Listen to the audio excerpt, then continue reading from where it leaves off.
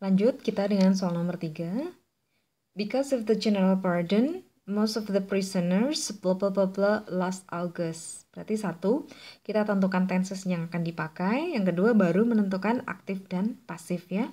Oke, lihat penanda waktunya. Di sini kita punya kata last August. Last August berarti merujuk pada penggunaan yang namanya simple past. Oke, sekarang tensesnya udah dapat. Nah, baru kita tentukan nanti aktif atau pasif berdasarkan konteksnya ya. Karena adanya pengampunan massal, kebanyakan tahanan itu, nah ini kan baru pakai rilis, dibebaskan gitu ya. Dibebaskan pada bulan Agustus yang lalu. Berarti di sini harus diisi dengan bentuk yang namanya bentuk pasif. Nah, simple past itu sendiri kan pola kalimatnya begini. Subjek diikuti oleh verb bentuk 2, kemudian diikuti oleh objek. Nah, dalam bentuk kalimat pasif ini kan dibalik posisinya. Objek menempati urutan pertama. Jadi dia berubah posisinya menjadi subjek. Jadi objeknya pindah ke depan. Kemudian verb 2-nya ini bagaimana? Nah, dalam konteks kalimat pasif kan pola dasar kalimatnya ingat adalah to be plus V3. Nah, jadi bentuk V2 ini nanti diubah menjadi to be plus V3. Kemudian subjeknya ini pindah ke depan, pindah ke belakang by subjeknya. Nah, dalam simple past, to be yang dipakai itu adalah ada 2 aja. Jadi to be-nya karena ini simple past, maka kita pakainya was atau were.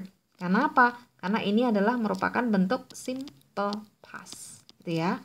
Nah, sekarang ditentukan subjek dari kalimat ini apa? Because of the general pardon, ini adalah reasonnya. Subjeknya adalah most of the prisoners. Berarti ini adalah subjeknya. Nah, most of the prisoners ini merupakan bentuk plural. Bisa digantikan dengan kata gantinya kan they. Nah, kata they kalau perlu to be, maka to be-nya yang diambil kan were ya.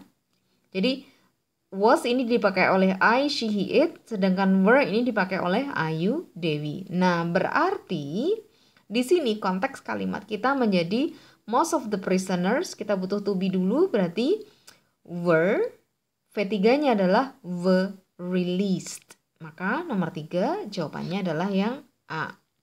Oke, lihat di sini, ini pola kalimat aktif, yang ini adalah kalimat pasifnya. Soal nomor 4. The medicine at high place where the children cannot reach. Oke, kita artikan.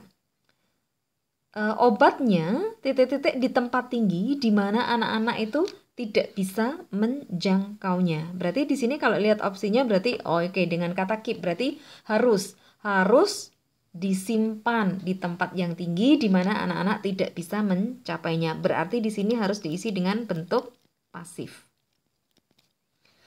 Bentuk pasif di sini kan digunakan modals ya. Di sini ada modals. Contohnya di sini adalah must.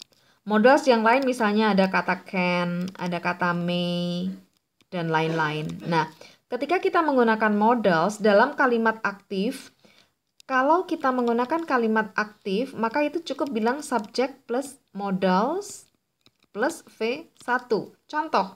Contohnya adalah she must come. Misalnya gini ya.